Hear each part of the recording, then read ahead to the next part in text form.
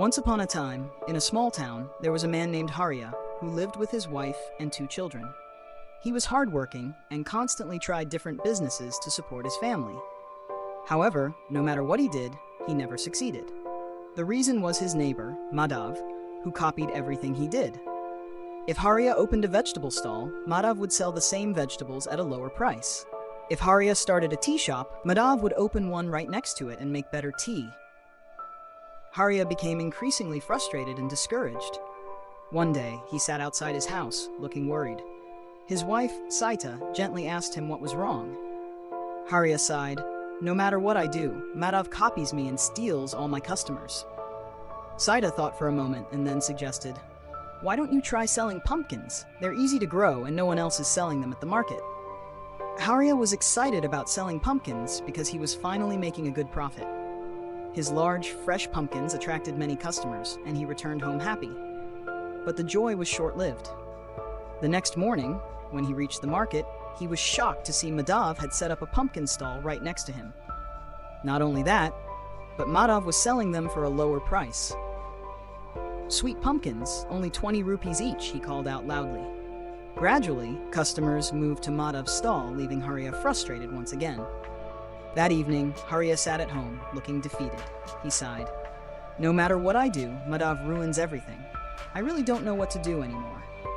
Saita smiled and reassured him, "Don't worry. Why don't you try selling fish? Not everyone knows how to handle fish, so maybe Madhav won't be able to copy you this time." Although hesitant, Hariya decided to give it one more try. The next day, he bought fresh hilsa fish from the river and set up a stall in the market. "Fresh hilsa fish, only 500 rupees per kilo," he called out. Customers quickly gathered, impressed by the quality and price. But, as Hariya feared, the very next day, Madhav appeared again, with a fish stall of his own. Worse still, he was selling at a lower price. "Fresh hilsa fish, only 450 rupees per kilo," Madhav shouted. Once again, Hariya lost his customers. That night, he slammed his towel down in frustration. "I've had enough. I can't keep doing this." But Saita remained calm. She smiled mysteriously. "Don't worry, this time I have a plan, and Madhav won't be able to copy it." Seeing her husband's disappointment, Saita leaned in and whispered a special plan into Hariya's ear. As he listened, his eyes widened in surprise. Then a smile slowly appeared on his face. "This is a great idea. This time Madhav won't be able to copy me," Hariya said excitedly. The next morning, Hariya hired a group of construction workers and started building. He built a strong platform above his house. The townspeople watched in curiosity, wondering what he was up to.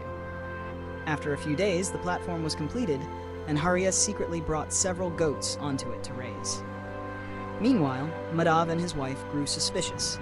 They noticed that Hariya was no longer selling anything at the market. One day, Madhav's wife visited Hariya's house and asked Saita, "Why isn't your husband going to the market anymore?" Saita smiled and replied, "Oh, we've started a new business, fish farming on our rooftop." Madhav's wife was shocked. "Fish farming on the rooftop? Is that even possible?" Saita nodded confidently. "Yes, the fish are growing quickly. Soon, we'll sell them and make a lot of money."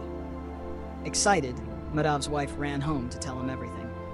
Madhav, eager to compete, said, "If Hariya can do it, so can I. I'll raise even more fish and make more money than him." Without hesitation, Madhav built an even bigger platform above his house, filled it with water, and bought even more fish than Hariya. Looking at his grand setup, Madhav smirked. "This time I will win against Hariya." But then, something unexpected happened. Madhav was confident that his plan would succeed. But then the monsoon season arrived. Heavy rains poured for days, causing his platform to become dangerously heavy. One stormy night, a loud crack echoed through the house. Before Madhav and his wife could react, their rooftop platform collapsed. The fish and water came crashing down, destroying the roof and flooding their entire house. Madhav stood in shock as his home was ruined. His furniture soaked, and fish flopped around everywhere. His wife cried out, "What do we do now? We've lost everything." The next morning, after the rain stopped, Madhav sat in despair outside his damaged house. Just then, Hariya approached him with a calm smile. "So, copying isn't as easy as it seems, is it?" Hariya said. Madhav looked down, speechless. Hariya continued, "I never raised fish on my rooftop. I was raising goats instead and just sold them for 90,000 rupees. Meanwhile, you unknowingly spent a fortune raising fish. Madhav realized he had been tricked. He had fallen into Hariya's clever plan and learned a painful lesson. From that day on, Madhav understood that success does not come from copying others, but from creativity and smart thinking.